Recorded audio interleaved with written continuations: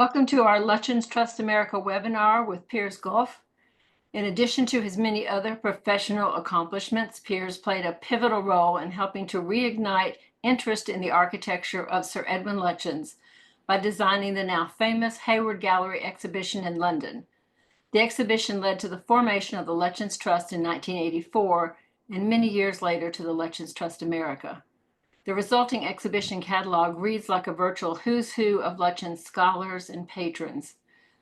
Last November in 2024, Clive Aslett organized a Lutyens conference at Cambridge University that many of us were able to participate and help with.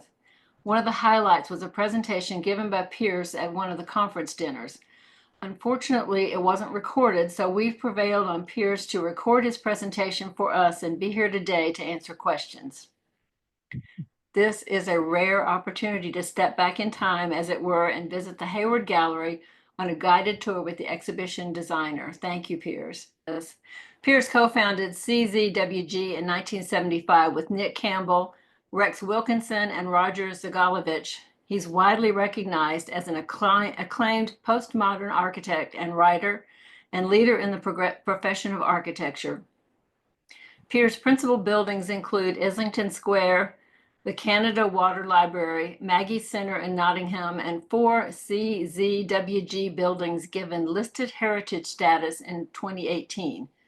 China Wharf and the Circle in Bermondsey, the CD building at Bryanston School, and Janet Street Porterhouse in Clerkenwell. He has led the design of many of the CZW buildings over the years, as well as for exhibitions about Lutyens, Soane, Gilbert, and the National Art Fund. Piers was involved with English Heritage for 12 years as a member of the London Advisory Committee and the Urban Panel, then as a commissioner.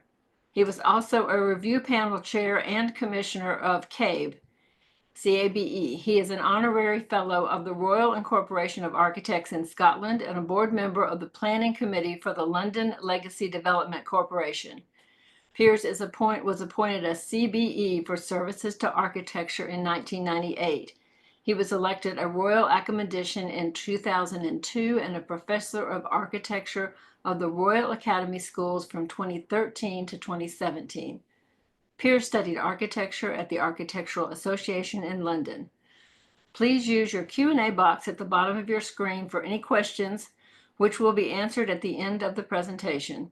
The webinar will be recorded and placed on our Lutyens Trust America website and YouTube channel. Thank you for your support of this program and for the work of the Lutyens Trust America and the Lutyens Trust.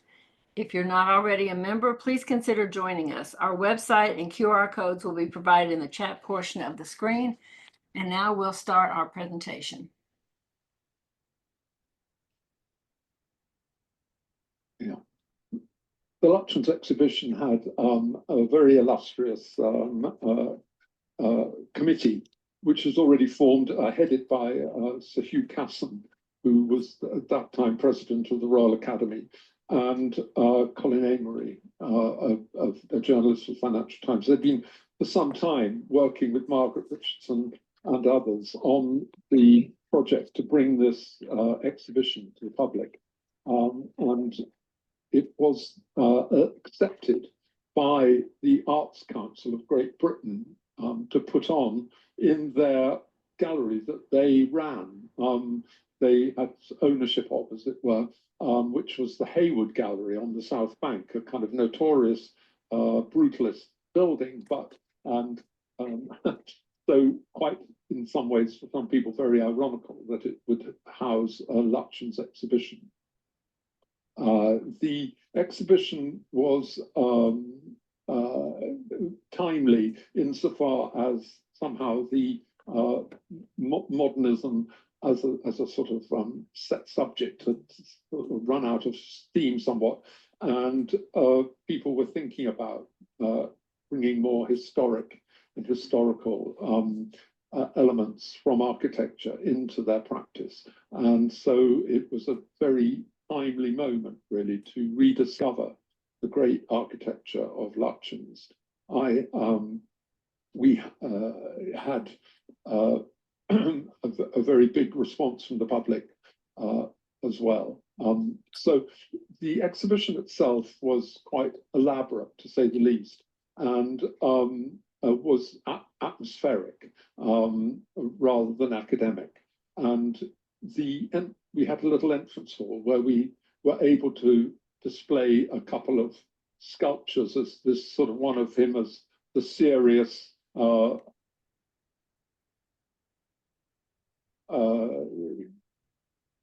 and brilliant establishment architect, and the other one, the more insouciant sculpture of his head, famously made by his staff to celebrate the Viceroy's house in Delhi, of which, of course, the hat is a strong element.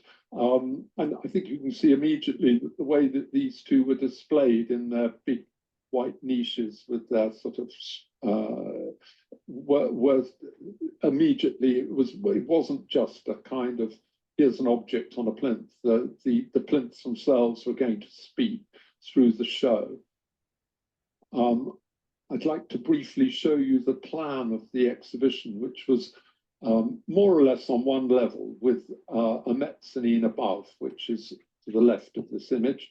But the main run of the show was, although it was stepped and ramped, was effectively at one level. And the entrance indicated at the bottom and the titles that you've just seen, the two busts, led into the exhibition, which made you turn left as you entered. And this was a sort of taken from Lutyens' houses, where you often entered the building and then immediately turned left. And the conceit was that if you turned left once, you almost automatically turn left twice, so that when you enter the exhibition, you were led to turn left because of a kind of plinth blockage, which you'll quickly see.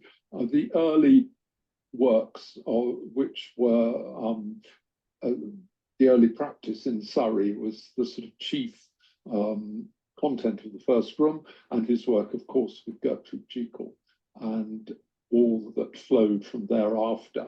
You then went up a ramp to perhaps the main glorious room that celebrated the great houses and their gardens and all the other houses that he designed around that time, the country houses. And then there was the option to go up onto the balcony, onto the mezzanine, which had furniture that he designed and a sort of reproduction of an element of his office. I'm going to re-show the plan halfway through so that one doesn't sort of memorize the whole damn thing. The stage.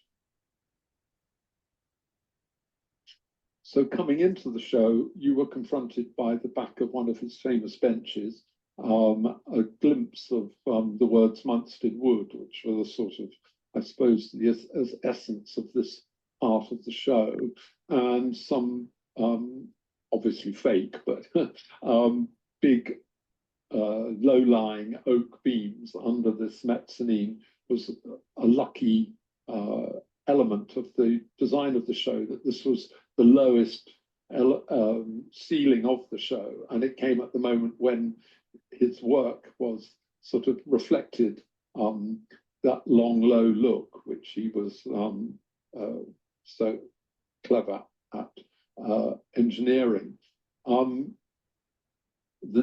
So that the early work is fairly conventionally hung with early influences, as it says, and early drawings that he did, and the work of his father, and a sort of reference to Landseer, his godfather.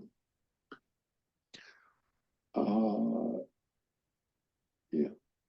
And then moving on to his work as a young architect and working in the office of Ernest George, we have had, luckily we were able to borrow a lot of very fine drawings from the RIBA and exhibit those along with a portrait of Ernest himself. But of course, he soon moved on and became his own man, and that is a moment when you're confronted with one of the first sort of major installations of the project, which was to reproduce the fireplace, a fireplace from Munstead wood. And we had these built for us by School of Building in London. The Brixton School of Building came and under their bricklaying tutor produced this reproduction of that dramatic fireplace, which of course sort of leapt out at you and was a very powerful evocation. If not, it didn't quite have the super skillfulness of an Edwardian bricklayer, but it certainly gave a very strong impression of the of his kind of surprising geometries. Then we were lucky enough to have the Nicholson paintings, the William Nicholson paintings from the National Portrait Gallery of Gertrude Jekyll and her boots. He famously painted the boots when he was waiting to paint her. She was keeping him waiting, and he painted her boots. But rather later, of course, than she was commissioned this. She was quite a good deal younger when she commissioned Munstead wood from the young Edwin Lutyens. So that space is shown here. It has both this brick fireplace and also some stone plinths to hold the garden bench, of which we were able to borrow a number of original garden benches from various owners around the country. In fact, our lending was very, very successful.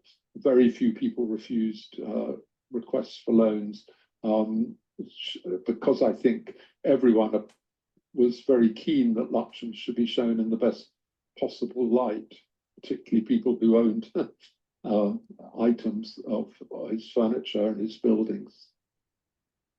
We made vitrines to show off objects that were too precious to touch.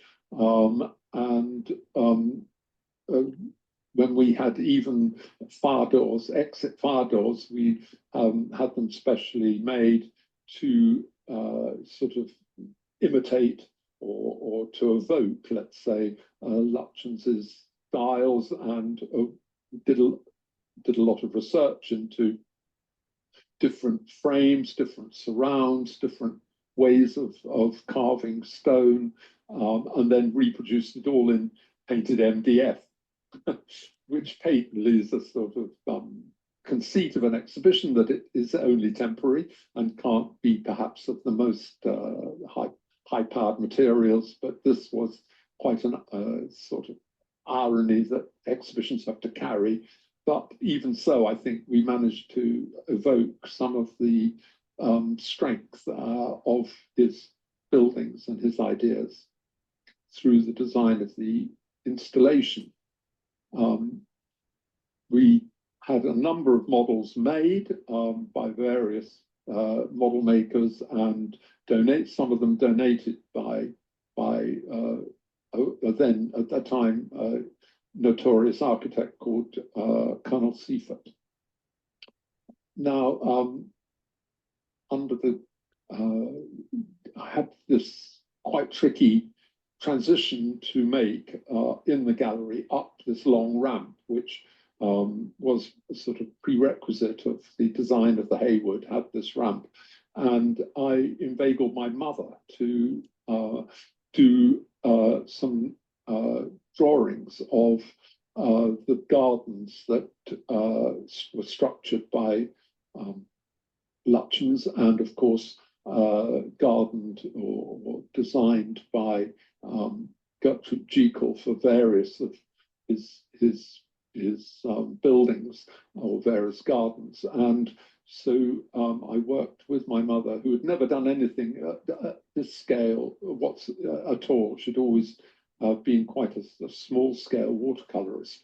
but she very gamely agreed to do these lovely drawings and watercolor drawings for the exhibition. It got you up the ramp, and you reached a point where the marriage between Sir Edwin and Elizabeth Lytton, they both had initials EL, which he was very pleased with. And you will remember that his marriage was, let's say, interesting, and he looked at in a very romantic way, very idealized way, I think.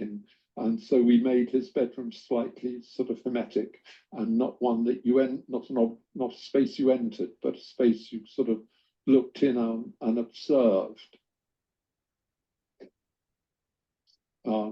And we were able to borrow the bed and the sideboard, and of course the famous casket.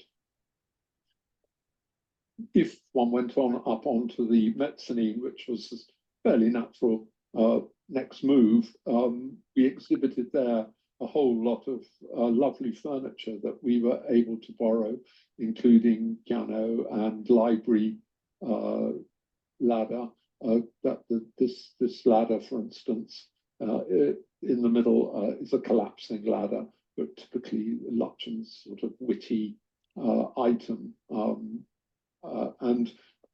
And so we were able to show a number of fine pieces of furniture.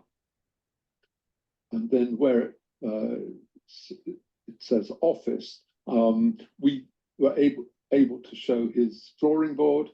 And what I've always loved the thought of is that Lutyens working under a chandelier instead of, the ubiquitous lamps or spotlights or angle poises of the later period. It's a really sort of delightful conceit that he worked by chandelier light.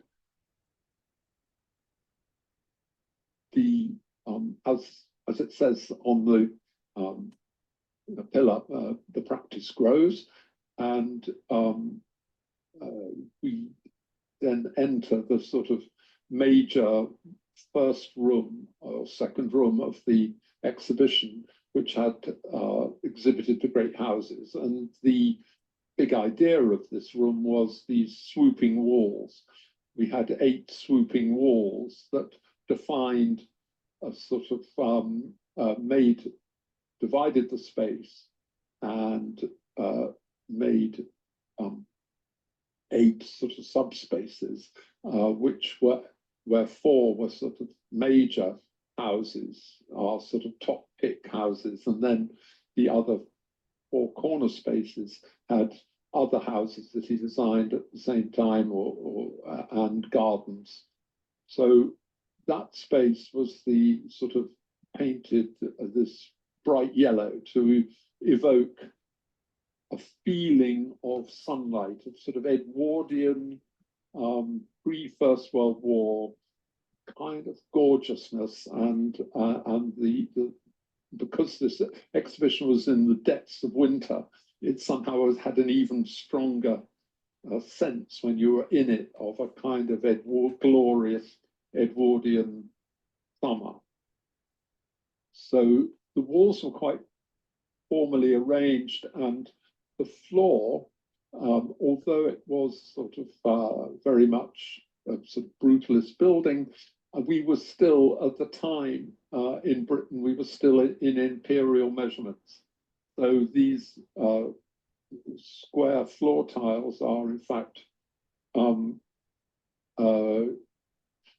square floor tiles are a foot square, and we've set up all these walls on the grid of the floor tiles and the planters. So the floor looked like a natural extension of the architecture of the room. Instead of it just being sort of plonked onto the existing floor became, as it were, an element of a sort of positive element of the exhibition. you can see in this image that one of our sort of favorite buildings was Deanery Garden, with its fantastic big bay window, arched doorway, and dramatic chimney. Somehow all the sort of vocabulary of Lutyens' early houses in the most satisfactory arrangement. Before that, Varangeville we picked as being a really important house, slightly Art Nouveau, over there in France, and we were able to display this lovely wheelchair barrow with the so the bench was like a barrow with a wheel, so you could wheel it around your garden. A typically witty Lutyens idea. When we displayed somewhere like Little Thacum, we'd have one really large image of the sort of key image of the building, and then either side there would be backup of a plan of the house and contemporary drawings from the RIBA's collection, and then new photography and undertaken by Country Life, but also the old Country Life, many of them black and white photos that we got from the archives. And for each of those houses, we were able to borrow a fine piece of furniture and put it into the space of the house we were illustrating. So Marsh Court was probably the favorite of Margaret Richardson, and also I think was rather my favorite as well. A fantastic house built of clunch or chalk, effectively, and such a delicious building with this incredible garden, which had the conceit of pretending to have found some old foundations of a previous building, but it was just turned into the most lovely pond. And then there was a whole section on gardens, and we even borrowed a painted version of Lutyens' famous bench. And the gardens, we're beginning to get so much material at this stage of the exhibition that we have to start exhibiting the photographs on their mounts corner to corner. And that reflects some of the ways in which, for instance, Marsh Court structure was built with this sort of clunch and flints made into a sort of corner to corner pattern. So in some ways reflected the actual building of the buildings of Lutyens' country houses. Managed to introduce a flying keystone. One of the most lovely things at Marsh Court is where you first go in the building in the main entrance. There's this flying keystone between the front arch and the next arch, and I wanted to enjoy sort of the conceit of imitating that. In fact, this is a way to get to a fire exit on the left there, but I just use it as an excuse to make this sort of item that give a sort of flavor of the Baroque delight that Lutyens took in making pieces of classical architecture completely anew and giving them a new life, a new sort of entirely out of his imagination. So these walls were swooping down, they had arches in, they had inverted arches above. I mentioned that we had some very nice models made, of which that on the left is the one of Folly Farm, and we also had one of our other great favourites, which was Tigbourne Court with its triple gable roof and extraordinary forward chimneys enhancing the entrance courtyard. What is a phenomenal piece of geometrical conceits put together in an incredibly beautiful and convincing composition. So we've now reached this element here.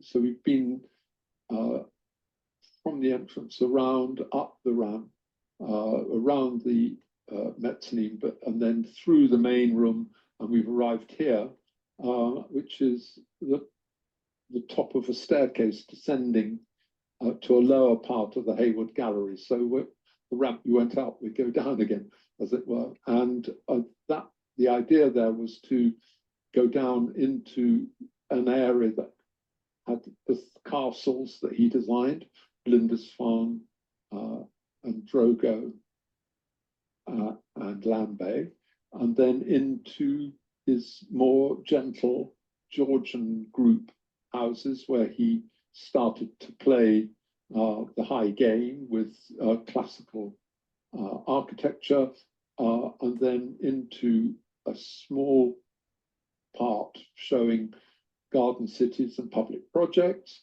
and then the sort of major London buildings of the 20s and 30s, a little side room showing a reproduction of his drawing room at Mansfield Street, of his own house, and then on into the major last room, which had in it Liverpool Cathedral and the war graves and New Delhi. Now, of course, New Delhi is a bit out of sequence being there, but somehow it was more the geometry and the scale of the spaces available seemed to suggest that New Delhi could come towards the end. And then in the very last room were exhibitions slides, but also some more material about New Delhi. And that sequence was symmetrical through the last rooms, and made symmetrical by this device of having the castles as a sort of return space from the bottom of the staircase around into the octagon that started the last final sequence. So going down the staircase, we had a most wonderful photograph looking over the roofs of Lambay Castle, and that led you down the existing staircase and down onto a brick floor which we had put in, and the bay window of Mansfield Street became a kind of castle element in the elevation of the space, and the yellow of the Edwardian summer changed to grey for the castles. And down on the castle floor with this incredible brick floor that we had laid for us very generously by the brick supplier, and we built these elements which were taken directly from the geometry of Drogo, with its diagonal entries, its columns in the middle of corridors, and altogether to sort of evoke that feeling of, in this case, being sort of Castella. We were able to borrow the great kitchen table, the circular kitchen table, from Drogo, and that meant that we could reproduce the ceiling above it, the sort of shallow handkerchief dome of the ceiling and its roof light, which gave really quite a strong evocation of that kitchen. And by this time, as you can see, we're finding it really difficult to edit the photographs down to a reasonable number. So now they're really getting crammed onto the walls. We had a very difficult time editing all the material for the Lutyens exhibition. We wanted to put everything in. We felt we knew that this would just be the sort of one big chance to show the public his incredible work, and we were very reluctant to edit down it to too much sort of tasteful editing. We tended to over provide rather than under. We were able to borrow other items from Drogo, including this very lovely pestle and mortar and chopping block and a side table, and had this, as you can see, very great number of photographs of the building. It is obviously the whole problem of architectural exhibitions is that they're just information, basically. You're not really there. But we did our best to, put a lot of information up to kind of immerse you in the work, but also to make the structure of the exhibition as evocative as possible with MDF and paint to the fine architecture of Lutyens. When it comes to the early, rather gentle Queen Anne-ish houses of that he then went on to do in employing more Georgian motifs, although of course his classical motifs have been throughout. There were suppressed or not suppressed classical motifs. So in this room we had Nashdom, Great Maytham, the Salutation, and Ednaston. And in fact, these names were somehow so evocative to us that we got the sign writer, as you ought to go all round the whole exhibition and paint up these names so that they would sort of be like a incantation almost of his, and showing his extraordinary number and extraordinary how many very great buildings he designed. So all these names are somehow evocative of his genius. The floor was sort of imitation of marble floors. We took designs from his work, and a really lovely firm who made vinyl flooring offered to come and cut and lay all these really extraordinary evocations of those vinyl of his marble floors, and they were very successful in evoking again the sort of feeling and sense of playfulness and brilliance of his geometrical inventions on floors, as well as, for instance, mouldings that formed all the skirting boards and cornices and panels of the exhibition were all specially run by different donors. We've got this extraordinary buy-in from building schools of building, as well as you'll see in a moment some fabulous plaster work.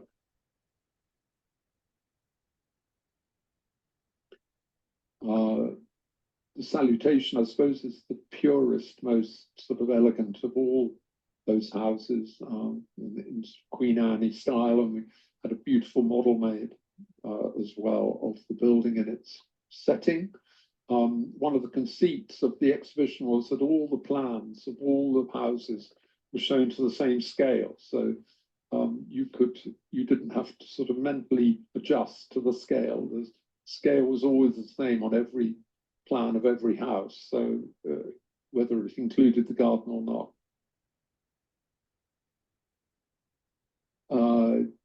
Then leading on from this octagonal space, you for the first time see the sort of the culmination of the exhibition is going to be in New Delhi, and you get your on axis, and it runs clean through, and you also, and in some ways, it tells you how much more exhibition you're preparing for.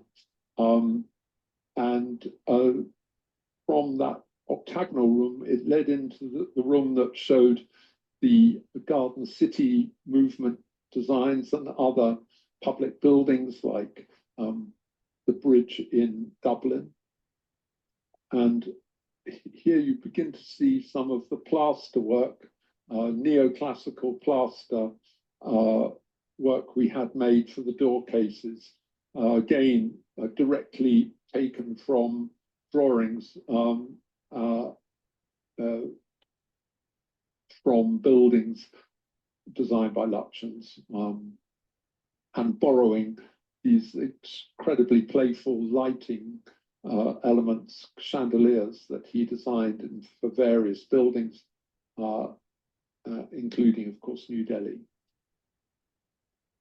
This floor is taken from one of his banks and is a very dramatic piece of interlocking geometry.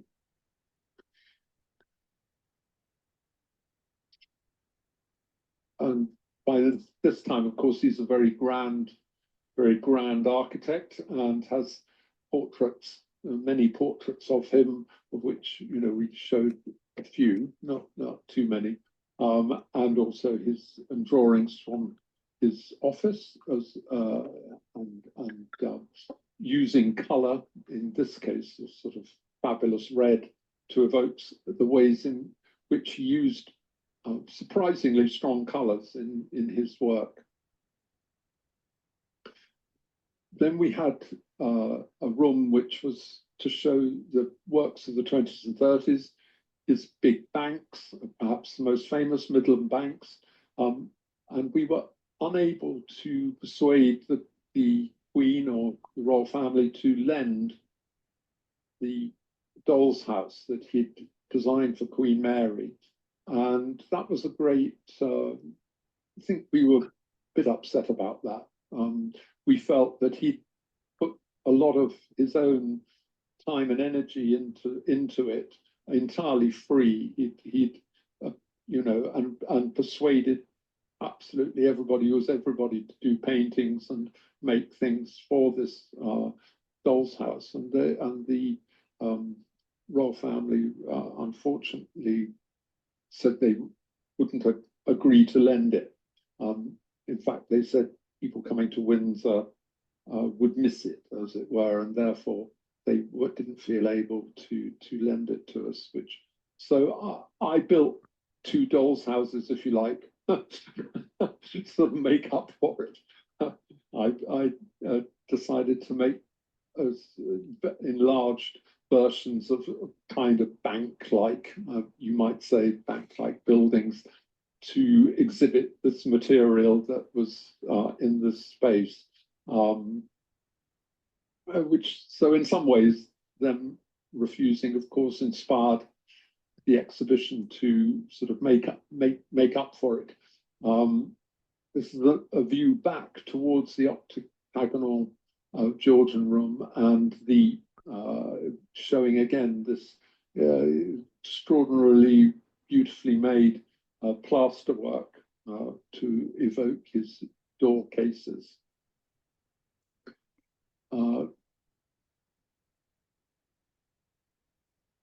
Queen's Doll's House, elements of the Queen's Doll's House were shown in the right hand of one of these two, and we showed drawings and photographs and so on of it. And one of the sort of conceits of it was this kind of doll's house scale door at the bottom of the lower part of the model, and the notion was that your children could indeed crawl through that,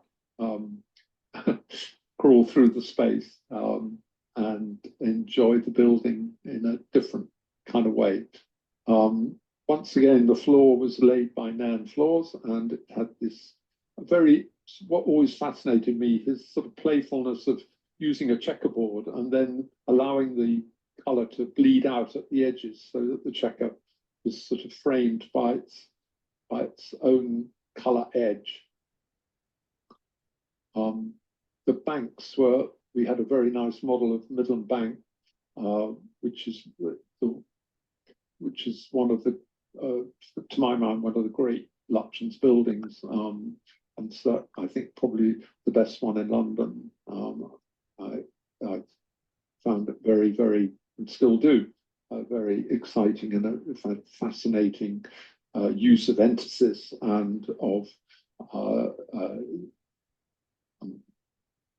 kind of elements of classical architecture, but in this extraordinary imaginative arrangement.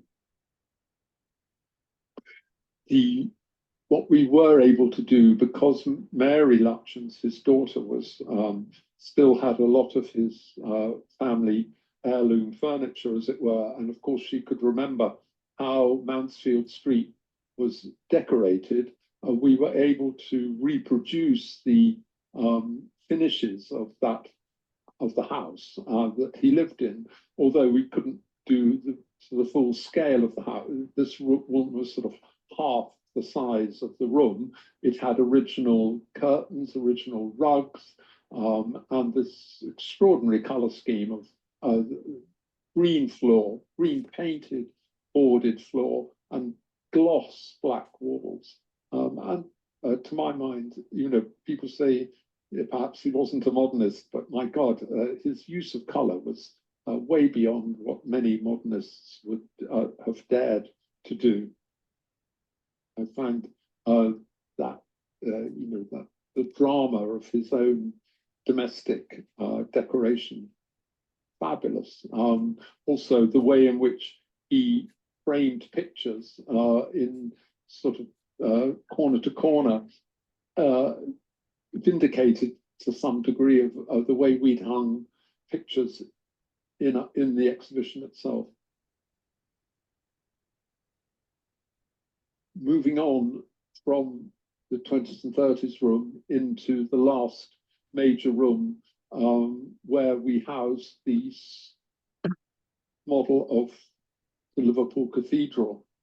Now, the word was that this cathedral would only fit into the higher rooms of the Hayward, but I worked out that if we were prepared to let the cross on top of the dome disappear into the suspended ceiling, we could fit it in here. And of course, by putting it in a lower room, it made it seem even bigger. It made it seem more dramatic and more huge, if you like, that it more or less reached the ceiling. We then contrived to put these massive cornices, that's a 2-meter wide cornice around the whole room, which is sort of stolen from New Delhi, to give this sort of enclosure, this thing, extraordinary, warm, hot Indian summer feel to this room, which also was exhibiting works from his fabulous war graves commission work, of which this one is the Dieppe Memorial, which is his perhaps greatest building in France, but also, of course, commemorating the cenotaph and his other genius for evoking the war in a non-religious way, and somehow including all the people who had lost their lives in that terrible Great War. We sort of, this room, because it was had Delhi in it, we used the sort of colours of the stone of the Delhi building to evoke that sort of last grandeur and warmth of that great work, Viceroy's house. So that room was very expansive. Again, so we'd gone from sort of more compact rooms with more dense feeling into this sort of the grandeur of the last room, which somehow, for me, was necessary to express just his sheer importance and grandeur of all his works.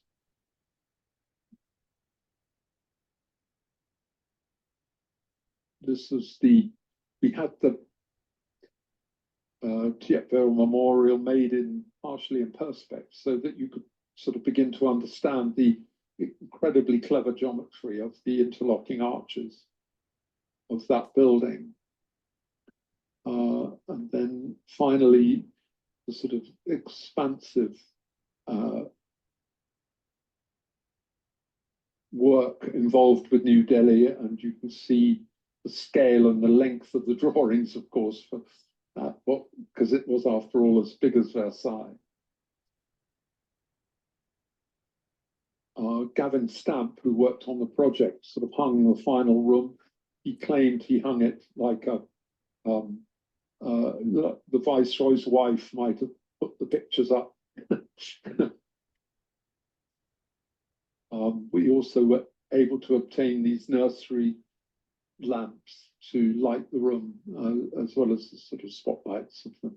And again, we put in an incredible amount of material about Delhi because somehow it seemed right that glorious building would be celebrated as much as it possible within the exhibition. And then that was the final room, and so the way out was yet another sort of reproduction of an element of the cathedral, or sort of had elements taken from his design of the crypt of the cathedral, and either side of the exit were his death mask and also a cast of his hands. It seemed at that time, and I don't know if it's still a thing, but it was considered important to cast the hands of great artists. Somehow one would learn from their hands how marvelous an artist they've been. So the final image I've got is showing, looking back from leaving the exhibition of the Thiepval Memorial and the casts either side of the main arch. Yeah. The Lutyens exhibition had a very illustrious.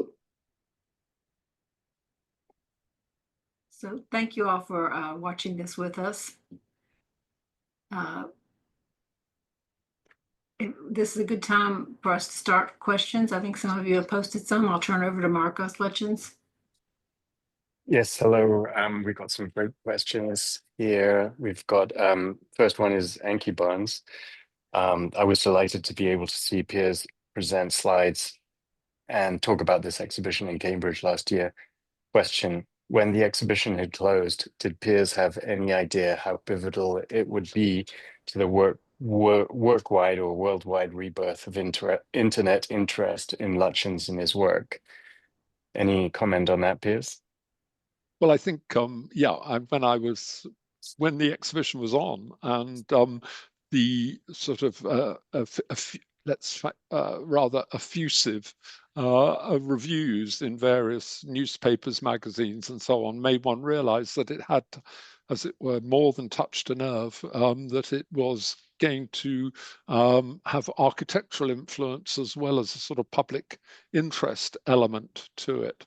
And I think the joyous thing was this combination, that it was enjoyed by architects who found inspiration in it, but also by as well as the public, who flocked to it in greater numbers than we'd ever predicted. And a sort of measure of that is that they had to reproduce the catalogue. It's a sort of famous way, I suppose, that you for exhibitions that that it's exceeded its predicted numbers when they have to print twice as many catalogues as they'd originally planned. It's sort of it came at a time of obviously sort of around almost the same moment as Venturi and Scott Brown published Complexity and Contradiction in Architecture, and sort of re-evaluating what could go into architecture that wasn't simplifying everything, but complexifying everything, if you like. And those two things landed at once, and it was a sort of heady combo. But I think the Lutyens exhibition had its effect, and I think we were I think we were pretty aware of it at the time, but apart how it all got to all our hearts, how it actually did mesmerize and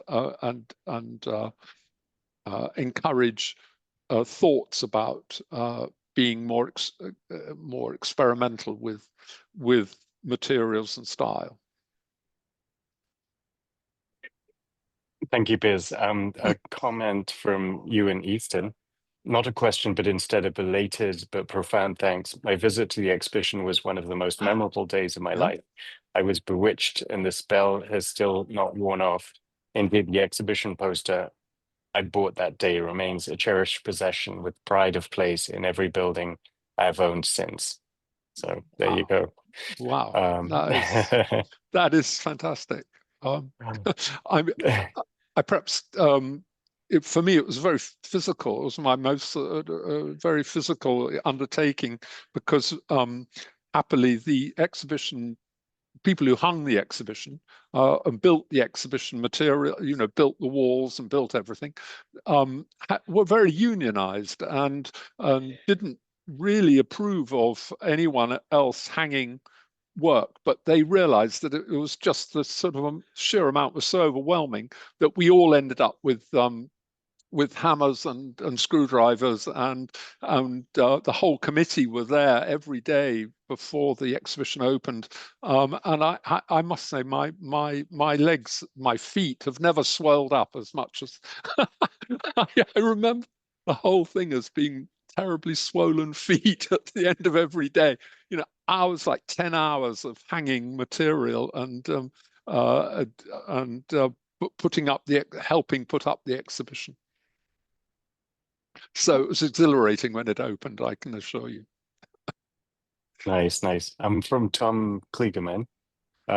This may have been covered, but if possible, can you discuss the budget for the exhibition and how it was funded and time frame to organize it? Yeah, that's a good question. The Arts Council were generous. They put up quite a considerable amount, let's say 50,000. And that would have covered an ordinary exhibition of hanging stuff, on sort of more or less.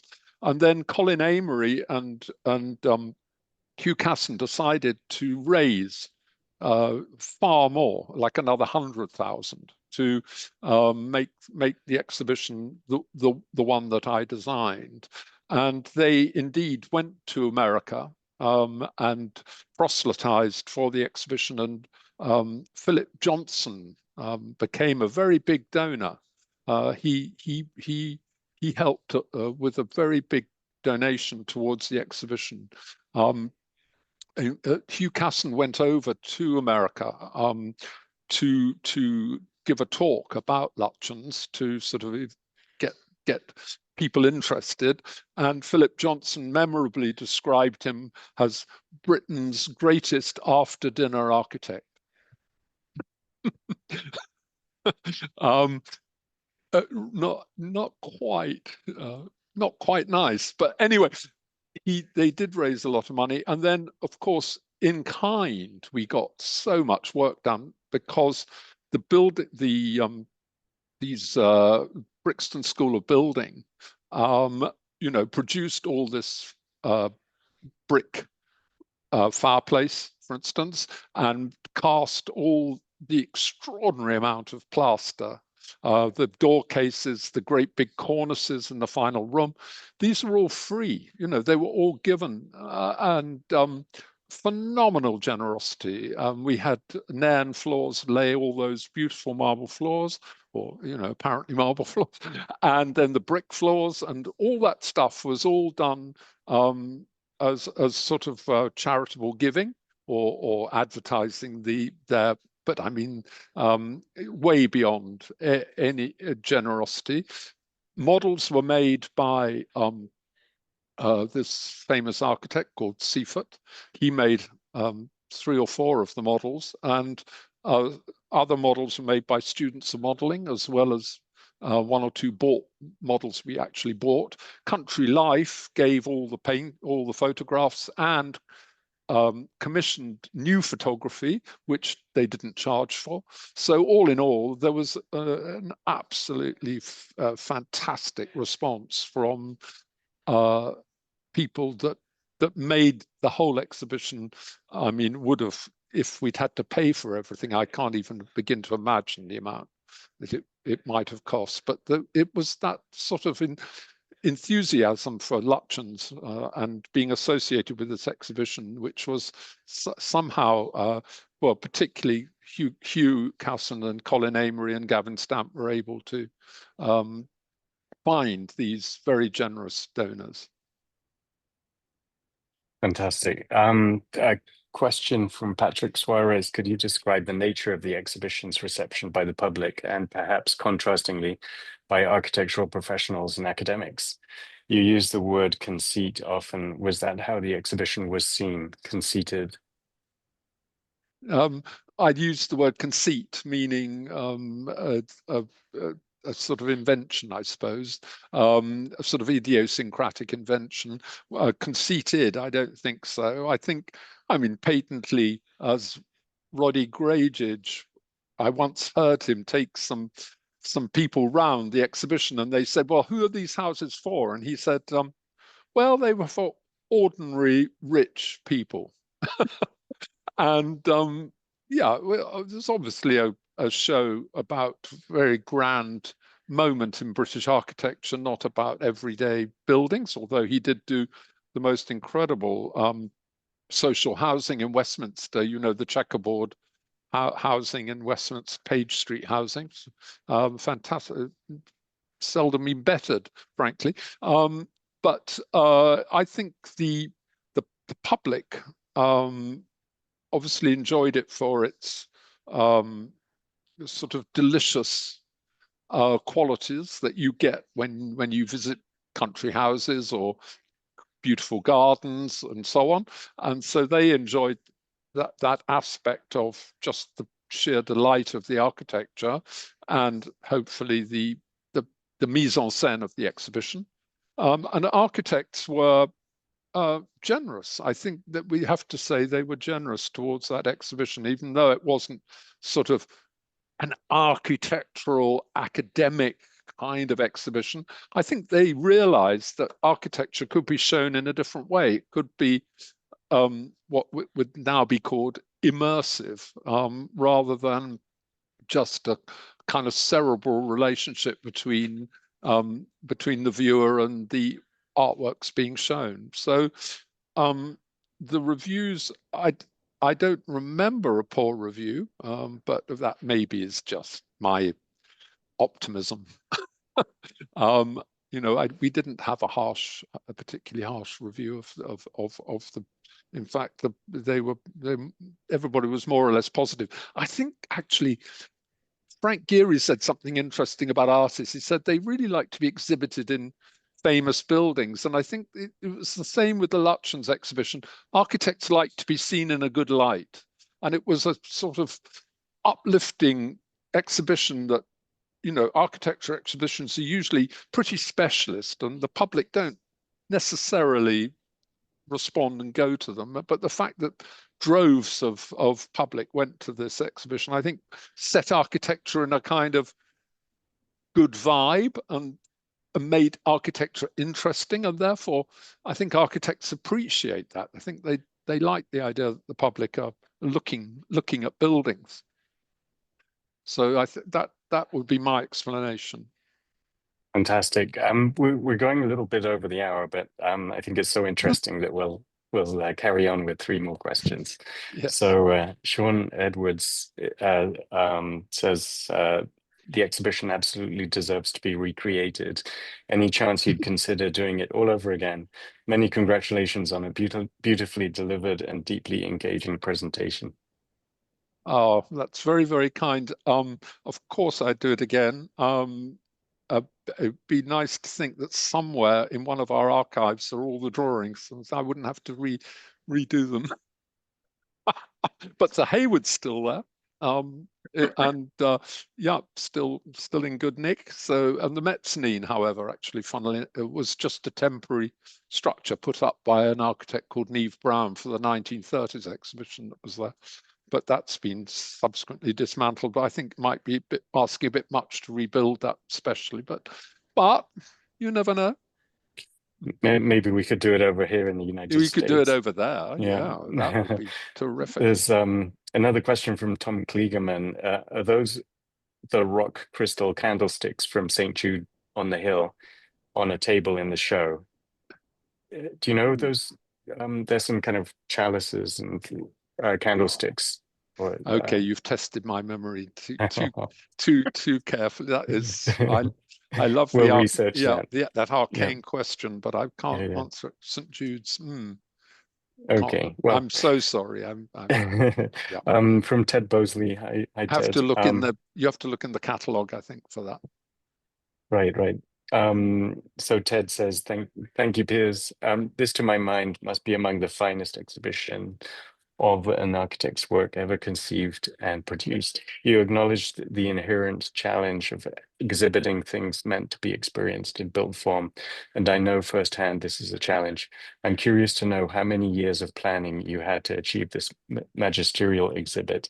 I have kicked myself for decades for not having got myself on a plane from California to see it.